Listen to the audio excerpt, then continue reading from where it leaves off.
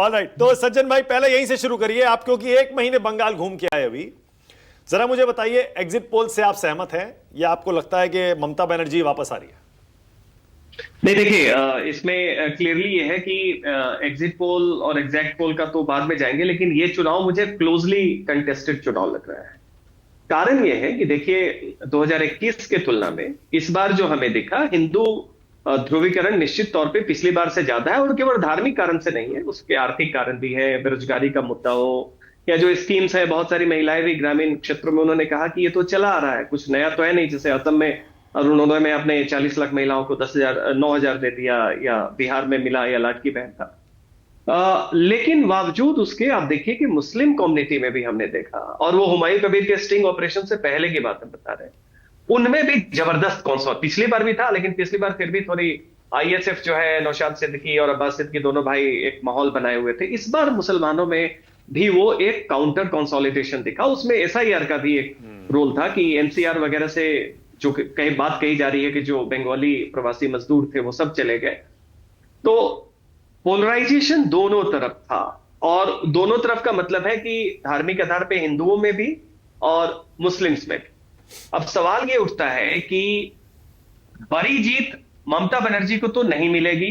कारण उसका यह है कि हिंदू समुदाय में हमने देखा है कि अर्बन एरिया में जो मिडिल क्लास बंगाली हैं, जो भद्र लोग बंगाली हैं, जो पिछली बार बिल्कुल बंगाली स्मिता और बहिरागतो versus son of the soil वाले नैरेटिव में काफी ज्यादा बढ़ चढ़ के बोल रहे थे, इस बार उनके बीच में भी एक डिप्रेशन आ गया है टीएमसी को लेके। तो निश्चित तौर पे वो कोलकाता, ग्रेटर कोलकाता एरिया जो है, उसमें भी बहुत सारी सीटों पे एक बदलाव देखने को मिल रहा है कि जब भद्रलोक फैमिली कोलकाता सेंट्रिक या बाकी अर्बन सेंट्रिक भी जो बीजेपी की बहुत तरफदारी नहीं करती है, वो भी कहने लगे कि ममता बनर्जी के अंडर बंगाल 1-2 टर्म और रह गया तो बंगाल हमेशा के लिए निकल जाएगा। ये 100% नहीं है, लेकिन उसमें एक क्रैक दिखा। तो ममता बनर्जी को वो मेजॉरिटी नहीं मिलेगी, लेकिन मुस्लिम पोलराइजेशन है और संगठन उनका बीजेपी से मजबूत है, तो ये भी कह देना कि वो बिल्कुल हार रही है, थोड़ी जल्दीबाजी।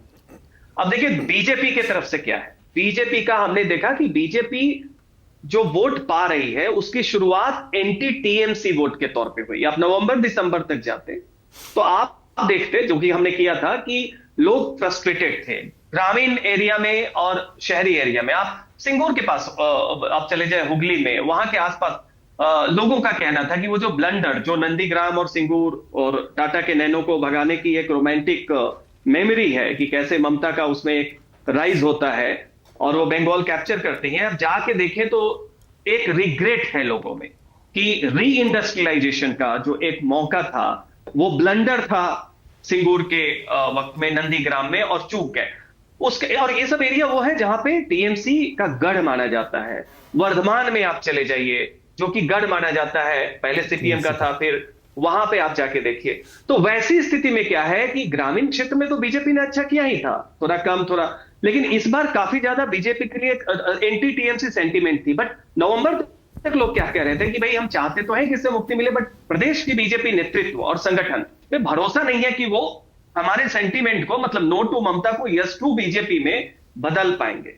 लेकिन पिछले 2 महीने में एसआईआर की प्रक्रिया हुई, उसके बाद अमित शाह गए, प्रधानमंत्री गए, और जिस तरह से सिक्योरिटी अरेंजमेंट्स हुए, मैं ग्राउंड परसेप्शन ये बता रहा हूं कि स्टेट पुलिस की भागीदारी चुनाव में नहीं होगी। ये ग्राउंड पे जो एंटी इनकम्बेंसी वोट वाले लोग थे, उनके बीच में इतना पॉजिटिव ये मैसेज था। वोट के बाद भी लोगों ने बताया कि जब हम बूथ पे गए और हमने देखा कि एक भी बंगाल पुलिस का कोई कर्मी नहीं है, इसको पॉजिटिव वे में लिया गया। क्योंकि ऐसा माना जाता है कि बाकी जगह पुलिस बायस्ड होती है रूलिंग पार्टी की तरफ, बंगाल में पुलिस जो है वो कैडर होती है, पुलिस चुनाव लड़ती है। ये गौतम दा बताएंगे कि वहां पे आम धारणा है सीपीएम के समय से कि पुलिस जो है पार्टी के, रूलिंग पार्टी के कैडर की तरह काम करती है, ऐसा लोगों का धारणा।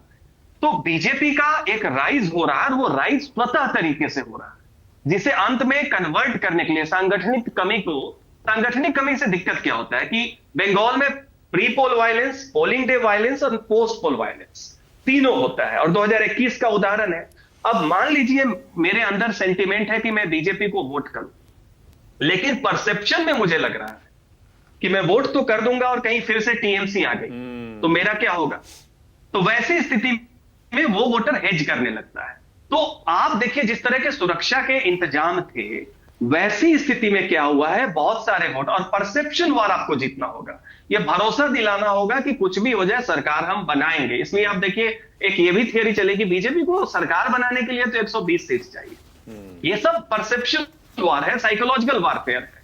और दूसरे चरण में देखिए अभिषेक बनर्जी कि पिछली बार तो हमने उदारता दिखाते हुए छोड़ दिया, इस बार मैं पर्सनली हिसाब लूंगा कि जहां जहां से हम हारेंगे।